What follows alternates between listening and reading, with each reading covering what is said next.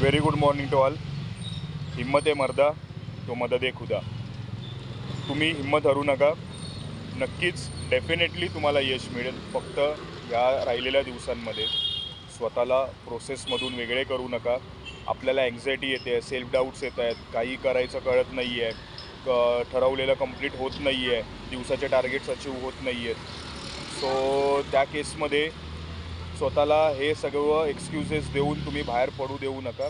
तुम्ही जे ठरवलं आहे, जी स्ट्रॅटेजी ॲडॉप्ट केलेली आहेत, त्याच्यावर विश्वास ठेवा. तुमच्या डेस्टिनीवर, तुमच्या पॅरेंट्सवर आणि तुमच्या देवावर विश्वास ठेवा आणि प्रोसीड करा.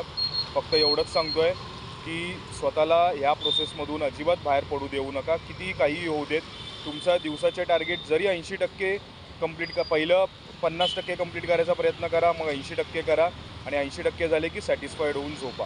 ओके, व्यवस्थित झोपा.